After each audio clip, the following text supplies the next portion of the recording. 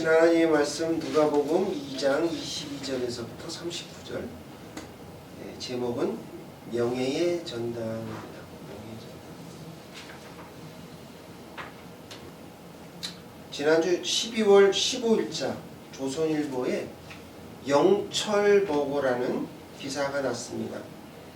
무일푼으로 시작해서 1,000원짜리 영철버거를 대학가의 명물로 키운 이영철 씨, 나이가 향년 58세로 별세하셨습니다. 1968년생인데요. 이영철 씨는 어려운 가정 환경 탓에 초등학교도 졸업하지 못했어요. 아버지가 돌아가신 후로 10살부터 중국집이나 배달도 하고 또 주방에서 일하고 군복공장에서도 일했고 막노동 현장을 전전했습니다. 그러다가 이 씨는 2000년 무렵에 가진 돈 22,000원을 들고 고려대 앞에서 노점상을 했죠. 손수레를 끌면서 1,000원짜리 버거를 팔기 시작했습니다. 핫도그 같이 생긴 요만한 빵에 이제 반을 갈라서 고기 볶음 넣고 그 다음에 양배추 소스 뭐 이렇게 넣어가지고 지금 뭐 여러분 잘 아시는 그 서브웨이 이런 버거처럼 그래서 그 안에 양념을 아주 듬뿍 담아서 그렇게 팔았습니다. 그래서 학생들 사이에서는 입소문이 나가지고 고대의 명물이다라고 했습니다. 영철버거는 안암동 그 고대를 넘어서 다른 지역까지 퍼져나갔고 2005년쯤에는 가맹점이 약 40여 곳이 되는 그런 큰 이제 사업이 됐죠. 그래서 성공신화의 주인공이 되었습니다. 이 씨는 재료 가격이 올랐을 때에도 학생들에게 1,000원의 약속을 지키기 위해서 버거 가격을 올리지 않았습니다. 양배추나 또 청양고추 값이 치솟아 올랐을 때도 그때는 뭐 버거 하나를 팔면 적자가 나지만 학생들의 그 지갑을 고려해서 1,000원이라는 가격을 유지했던 겁니다. 근데 자본주의 사회에서 이런 일이 있을 수 있을까요? 자본주의는 그런 게 아니잖아요. 돈을 벌기 위해서 회사를 설립하고 그리고 또 심지어 그는 2004년부터 고려대에 기부를 했는데 2천만 원씩 여러 번 했어요. 그러다가 경영난으로 2015년 장사를 접게 되었는데 소식을 들은 고려대 학생들이 모금 활동을 했어요. 그래서 2주 만에 6,800만 원을 모았고 영업을 계속해서 유지할 수 있었습니다. 이후에 폐업 위기를 극복하고 영업을 하던 중에 지난 7월에 작년 7월에 폐암 4기 진단을 받았습니다. 최근까지도 항암 치료를 받았는데요. 초기에는 이제 병이 이제 호전되고 이랬다가 2달 전에 병세가 악화돼서 운명을 다했습니다. 얼마나 폐업에 대한 스트레스가 컸으면 그랬을까라는 생각이 듭니다. 그는 오는 학생들의 이름을 불러줬어요. 그리고 활짝 웃으며 다정하게 맞아두는 그런 그것이 바로 이제 영철버거의 트레이드마크였습니다. 가난한 고시생과 또 배고픈 동아리의 영철버거는 천사와도 같았습니다. 한 졸업생이 2009년도 우한 코로나 때에 우울증을 앓았는데요. 그 어려웠던 시기에 위로와 힘이 되었다고 아저씨가 세상을 떠나셔서 너무 슬프다고 이렇게 말했습니다. 웃고 계시네요. 우리 주변에 꼴 보기 싫은 정치인이 많았죠. 그렇게 뭐 남의 돈을 받고 뭐 이렇게 하는 사람들이 많은데 이렇게 천사 같은 사람이 있다는 것을 볼지게 정말 대한민국은 아직 희망이 있다라고 생각이 됩니다. 이영철 씨는 예수를 믿었을까요? 잘 모르겠습니다. 기사에 나오지 않았지만 만약 그가 교회를 다녔다면 천국에 갔을 겁니다. 그리고 오늘 제목처럼 명예의 전당에 기록되었을 겁니다. 천국에서 유명한 사람이 되었을 거예요. 예수처럼 자기를 희생하면서 남을 돕는 사람은 복을 받죠. 그래서 천국에서 호명될 것입니다. 우리도 명예의 전당에 이름이 기록되어야 하는데 걱정입니다. 어떻게 해야 될지. 그러면 명예의 전당에 기록되려면 어떻게 해야 할까요? 오늘 본문을 통해서 우리에게 주시고자 하시는 하나님의 말씀은 첫째, 성령의 감동, 인도하심을 받아야 합니다. 따라해 볼게요. 성령의 감동, 인도하심을 받아야 합니다. 거룩하신 하나님의 말씀입니다. 25절, 29절입니다. 다 같이 함께 봉독하겠습니다. 예루살렘에 시몬이라는 사람이 있으니 이 사람은 외롭고 경건하여 이스라엘의 위로를 기다리는 자라. 성령이 그 위에 계시더라. 아멘.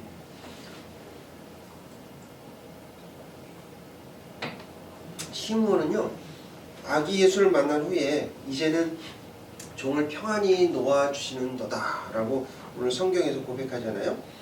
근데 그는 이제 이미 어떻게 보면 그 육체적으로 죽음이 임박한 상황이었습니다. 그는 약속받은 날부터 죽음의 문턱에 이르기까지 어쩌면 수십 년간 매일 아침에 성전에 올라가서 오늘이 그날일까? 오늘이 그날일까? 라는 마음으로 아기 예수님을 기다렸을 겁니다. 이 긴 시간은 결코 지루한 버팀이 아니었어요. 그는 갑자기 예수님을 만난 것이 아니고 수만 명의 아이들이 성전에서 와갖고 어떻게 정결례식을 하죠? 정결례식을 하는 것을 보면서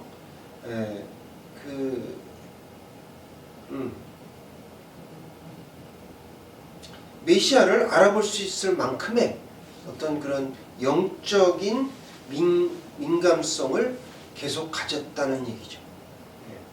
눈앞에 아무런 증거가 보이지 않았던 그 한 노인이 이제 예수님이 하나님이 약속을 지키신다라는 확신을 가지고 포기하지 않는 삶을 살았다. 그래서 우리 교회도 지루한 버팀이 아니기를 바랍니다. 지루한 버팀이 아니에요. 하나님께 영광을 돌리는 삶이죠. 또한 그는 외롭고 경건하여 성령의 감동과 인도하심을 따라 살았어요.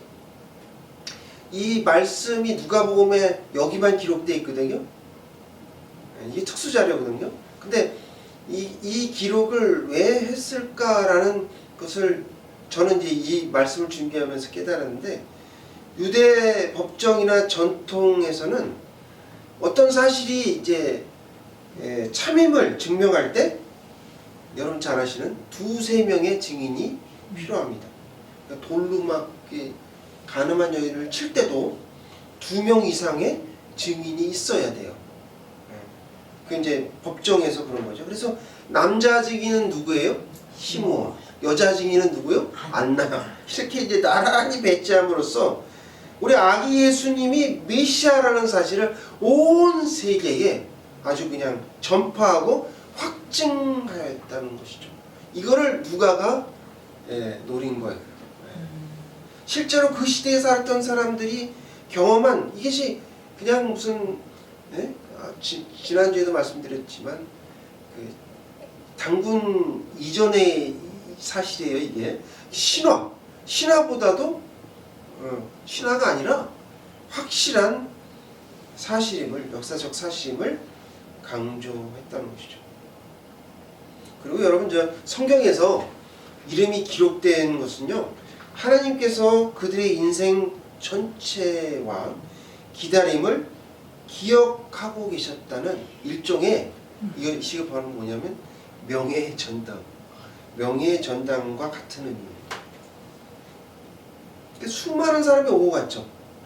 성전에 오고 갔지만 정작 아기 예수님이 누구신지를 알아본 사람은 오늘 기록되어 있는 두 사람밖에 없어요. 시므온과 안나 뿐입니다. 여러분 잘 아시다시피 성경에는 이름을 함부로 거론하지 않습니다. 그래서 대부분 뭐 중요하지 않은 사람은 어떤 선지자, 또 뭐 어떤 사람 이렇게만 어떤 종 이렇게만 이야기하지 이름을 얘기하지 않아요. 수로보네아 여인, 그건 지역 이름이에요. 그 사람 이름이 아니고 수로보네기야. 그러니까 지역의 이름을 얘기하거나 이렇게 하지 그 사람의 이름을 정확하게 기록하는 예는 그렇게 많지 않다. 그 얘기는 무슨 얘기냐? 이름이 기록하는 아무나 기록하지 않는다. 예. 그래서 이 두 사람은 당시 영적으로 매우 어려웠던 시기였죠. 그래서 유대 땅에서 끝까지 믿음을 지킨 그러한 사람이었습니다. 시몬의 이름의 뜻은 하나님이 들으셨다라는 말이고, 안나는 은혜다라는 뜻이에요. 여러분 그 예전에나 지금이나 뭐 마찬가지로 다 똑같습니다만은 과부의 삶은요 외롭고 고달픈 인생이에요.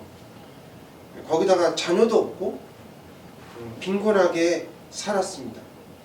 그런데 긴 세월 동안 어떻게 해요? 성전을 떠나지 않고 기도하며 메시아를 기다렸다라고 성경은 단 세 줄로 이 사람을 기록합니다. 그 바누아의 딸이라고 하잖아요. 이게 영광스러운 말이거든요. 그 사람이 누구의 딸인지, 몇 세까지 살았는지, 과부였는지 이렇게 자세하게 세 줄로 나와 있는 경우는 극히 드뭅니다. 근데 여러분 그 성경에 다 옛날에는 이게 한 권이 아니죠. 성경 한 권이 아니고 뭐 창세기, 출애굽기, 레위기 다 각각의 66권이었지만 이건 사실 한 권이에요. 성경의 이야기는 2000년 전에 유대 땅에 오신 예수님을 나타내는 거고, 그 다음에 오신 예수님이 나중에 만군의 하나님으로, 만군의 여호와로 다시 오실 예수님을 말하고 있는 것입니다. 그러니까 우리가 이게 성경을 우리가 누가복음을 읽을 적에 시므온과 안나처럼 우리도 되어야 되지 않을까라는 것이죠. 우리는 그럼 아기 예수를 기다려야 될까요? 그건 아니죠. 뭘 기다려야 될까? 그들이 인내하며 아기 예수를 기다렸듯이 우리는 다시 오실 예수님을 목놓아 기다려야 된다라는 것이 오늘 우리가 읽고자 성경을 보는 그러한 관점입니다. 그렇다면 성령의 감동은 선택이 아니라 어떻게 해요? 필수 요건이라는 거죠. 그래야 성령님의 인도하심을 체험할 수 있기 때문입니다. 그래서 성령의 감동에 귀를 기울이셔야 돼요. 그리고 그 응답이 좀 더디더라도 끝까지 인내하면서 소망을 잃지 말아야 됩니다. 그렇게 되면 어떻게 돼요? 시므온과 안나가 마침내 아기 예수님을 품에 안았듯이 여러분의 삶에도 반드시 하나님의 약속이 현실이 되어 나타날 줄로 믿습니다. 아멘. 성령의 감동, 인도하심을 받아야 한다라고 말씀하십니다. 둘째, 끝까지 믿음으로 인내하며 살아야 합니다. 따라해 볼게요. 끝까지 믿음으로 인내하며 살아야 합니다. 라고 말씀하십니다. 거룩하신 주님의 말씀입니다. 36절, 37절 다 함께 찾아 읽겠습니다. 시작. 또 아셀 지파 바뉴의 딸 안나라 하는 선지자가 있어 나이가 매우 많았더라. 그가 결혼한 후에 7해 동안 남편과 함께 살다가 과부가 되고 84세가 되었더라. 이 사람이 성전을 떠나지 아니하고 주야로 음식하며 기도함으로 섬기더니. 네. 아멘. 성경은 시므온과 안나의 정확하게 그들이 몇 년을 기다렸는지에 대해서는 숫자가 명시되어 있지 않아요. 그러나 우리가 본문을 통해서 이렇게 찾아보면 그들이 평생에 걸쳐서 인고의 시간을 보냈다고 짐작할 수 있습니다. 특히 안나의 경우에는 본문에 나타내는 나이가 나와 있어서 추정이 가능한데 결혼 생활 7년 했다고 그랬죠. 그리고 과부로 지낸 시간을 포함해서 그가 84세에 예수님을 만났다는 거죠. 당시의 그 초혼 풍습을 고려해 보면 10대 중반에 결혼했을 가능성이 있어요. 그러면 적어도 안나는 몇 년을 있었냐면 60년 가까이 성전에서 기도하며 메시아를 기다린 셈입니다. 60년은 그렇게 작은 세월은 아니죠. 제가 64년밖에 안 살았으니까. 근데 그녀의 인생은 행복했을까요? 시대적 배경으로 볼 적에 자식이 없는 과부는 유산을 못 받았어요. 유대법에 유산을 받을 수 없었어요. 그러니까 빈곤층으로 살았을 확률이 매우 높습니다. 죽는 것보다 사는 것이 고통일 수가 있는 사람이었죠. 그러나 인내하고 주야로 금식하며 기도하며 살았다는 거예요. 그의 인생 전체, 60년 인생 전체가 기다림의 연속이었다. 어떻게 그렇게 오랜 기간을 좌절하지 않고 희망을 품고 살았을까? 그리고 시므온 역시 많은 고난의 기다림이었다라는 거죠. 그래서 중요한 말씀을 드리면 기다림의 길이는 믿음의 깊이를 증명한다. 기다림의 길이는 믿음의 깊이를 증명하게 되는 겁니다.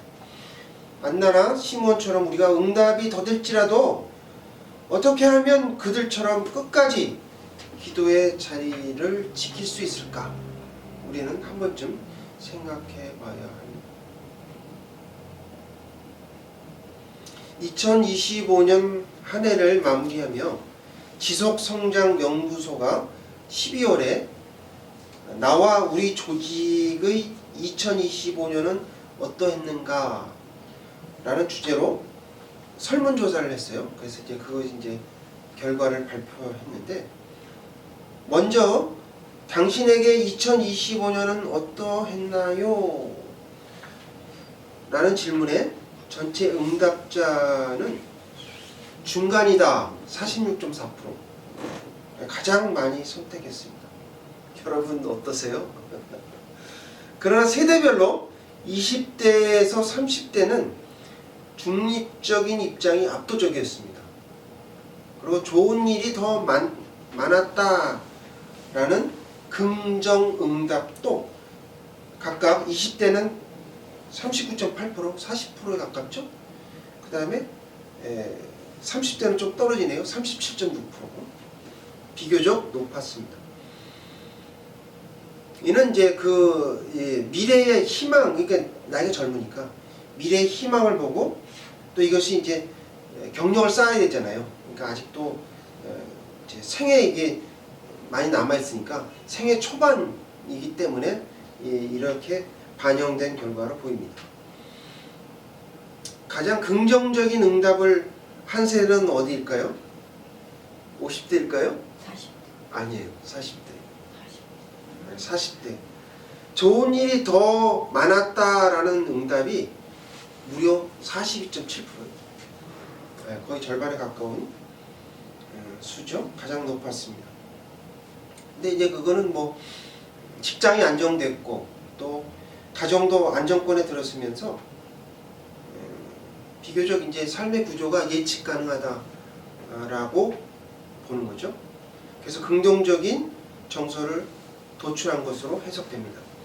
반면에 가장 눈에 띄는 집단이 50대 이상이에요. 50대 이상. 그래서 안 좋은 일이 더 많았다는 응답이 20%가 됐고요. 전 세대 중에 단연히 높았습니다. 그 다음에 긍정 응답은 33.3%밖에 안 돼요. 가장 낮았어요. 그래서 건강, 은퇴 또는 뭐 직무 변화 이런 것들, 현실적인 과제가 한꺼번에 올려오는 시기이기 때문에 그렇다라고 이렇게 이제 판단을 했는데요. 그래서 50대 이상은 2025년을 어떻게 느끼느냐? 가장 무거운 해로 기억하고 있습니다. 가장 무거운 해다. 2025년. 그래서 우리가 세대별 삶의 위치가 정서 평가에 얼마나 큰 영향을 미치는지를 단적으로 나타내주고 있습니다. 또한 세대별로 새해 소망을 물어봤어요. 그랬더니 20대, 30대는 성장, 그 다음에 40대는 건강, 50대 이상은 경제적 안정이었습니다. 그러니까 그만큼 50대 이상이 불안하고 어렵다라는 것이 통계를 통해서, 조사를 통해서 나타난 거죠. 여러분 오늘 한 해는 어떠셨습니까? 조금 생활이 나아지셨나요? 성탄절에 주님은 우리의 마음을 짓누르는 그 모든 걱정을 내려놓고 잠시 휴식을 취하기를 원하십니다. 여러분의 노력과 또 수고스러움은 알지만 여러분의 평안함을 더 원하신다는 거죠. 그래야 오래 버틸 수가 있어요. 연말이 되면 여러분 그런 거 있잖아요. TV에서 뭐 가요대상, 연기대상, 뭐 코미디 대상 막 이렇게 상을 주죠. 자기 보상, 셀프 리워딩이라고 그러죠. 이 필요해요. 스스로 자신에게 상을 주는 겁니다. 하루만이라도 모든 걸 다 내려놓고 걱정 없는 날을 선포해야 돼요. 나 오늘은 걱정 없는 날이야. 네? 아무 걱정하지 않을 거야. 이렇게 어린아이처럼 기뻐하는 한 날이 되었으면 좋겠습니다. 그래야 여러분이 인내하며 오래 견딜 수가 있기 때문입니다. 여러분 해볼까요? 메리 크리스마스! 메리 크리스마스! 이렇게 메리 크리스마스를 외치세요. 외치셔야 돼요. 이날만이라도 행복한 날이 되어야 되겠습니다. 그러므로 끝까지 믿음으로 인내하며 살아야 합니다. 라고 말씀하십니다. 오늘 말씀을 통해서 성령의 감동을 받아야 합니다. 끝까지 인내하며 믿음으로 살아야 한다라고 말씀하십니다. 주보 뒷면에 있습니다. 베드로전서 5장 7절 찾아서 다 함께 봉독하겠습니다. 시작. 너희 염려를 다 주께 맡기라. 이는 그가 너희를 돌보시니라. 우리 아버지시니까 우리를 돌보신다는 거죠. 그러니까 염려를 하나님께 맡겨라라고 말씀하십니다. 사랑하는 성도 여러분, 우리가 성탄절을 맞이해서 가장 먼저 내려놓아야 할 것이 있어요. 그게 뭐냐면 완벽함에 대한 부담감입니다.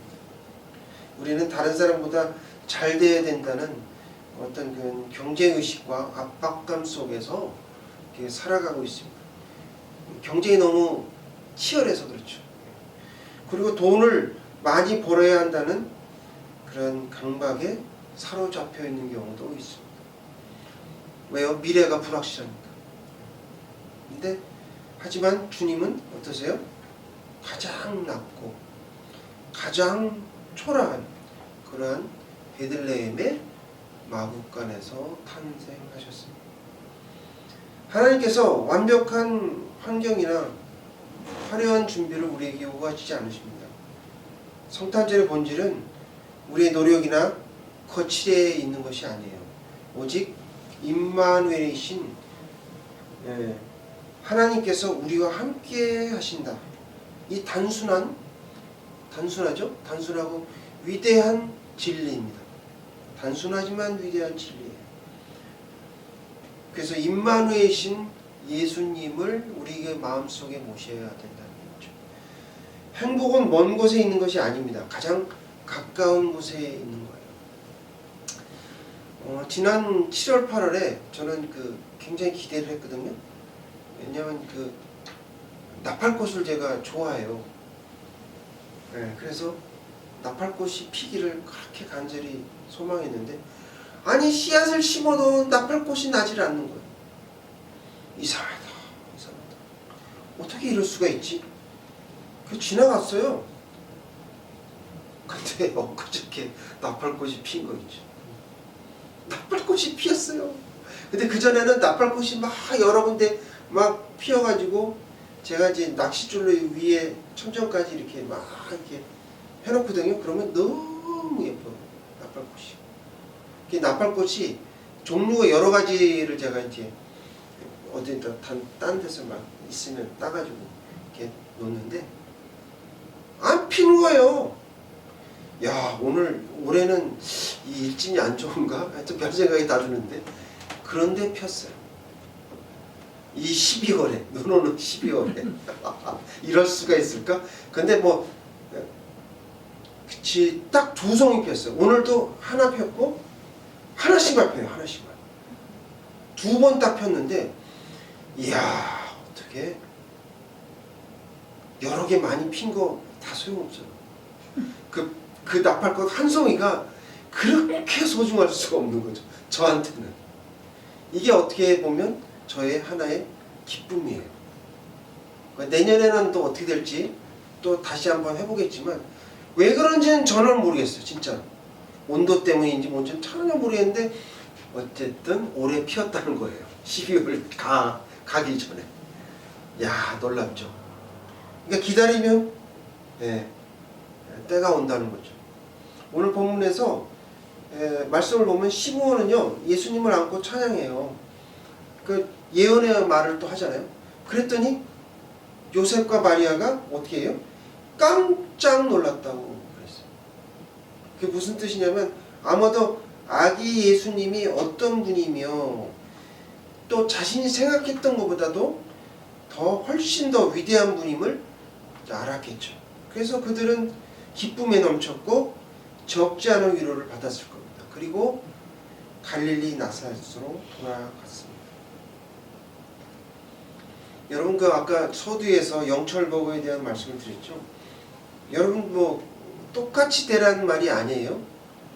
훌륭한 일을 하면 좋겠죠. 그러나 모두가 다, 성도들이 다 그렇게 할 수는 없습니다. 그러면 나는 명예 전당에 이름을 올릴 수 있을까? 천국에나 들어갔으면 좋겠다 라고 이렇게 소극적인 자세로 임하지 마시고, 성령의 인도하심에 따라 할 수 있을 만큼만 여러분이 하시면 됩니다. 그러면 여러분 명예의 전당에 이름을 올릴 수가 있어요. 후익 주시고 꾸짖지 아니하시는 분이 어떤 분이에요? 하늘에 계신 우리 아버지예요. 아버지 우리 형편을 다 아세요. 그러니까 우리 한계도 다 아시고, 우리에게 주어진 사명도 각각이 다 달라요.